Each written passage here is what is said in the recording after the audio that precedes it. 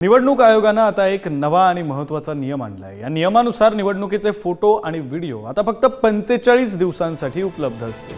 फुटेजचा गैरवापर टाळण्यासाठी निवडणूक आयोगानं हा निर्णय घेतला असल्याची माहिती आहे। तर या नव्या नियमावरून संजय राऊतांनी टीका केली।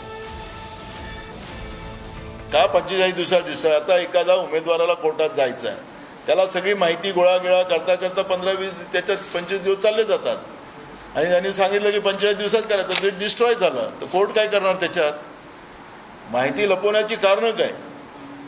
आणि म्हणून आमचा मुद्दा याच्यामध्ये की ही लोकांपर्यंत सातत्यानं मोमेंट उभी करायची आणि एक दिवस याचा स्फोट होणार आहे आणि लवकरच होणार।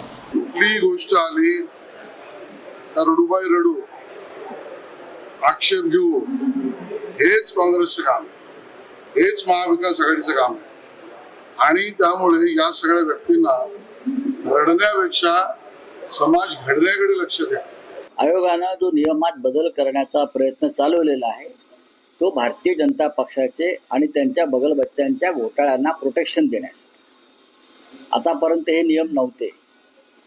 2024ची निवडणूक विधानसभेची आणि त्या संदर्भात सुद्धा आयोगानं घेतलेल्या भूमिका ह्या अत्यंत संशयास्पद आहे। मतदान केंद्रावरचं जे फुटेज आहे, कुठे वाढलं, कसं वाढलं, अचानक त्याचं फुटेज जेव्हा मी मागण्याचा प्रयत्न केला तेव्हाही त्याने तो नियम बदलण्याचा प्रयत्न केला। ते कुठलाही कार्यक्रम करायचा असेल, आता एक अंधार आहे, याला मी सांगतो 1 महिन्याच्या आत काम करा।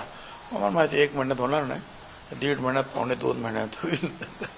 तसंच जे आहे हे अधिकाऱ्यांना सांगावं लागलं, तुम्ही काम करा 45 दिवसात, तर त्याला वेग येईल।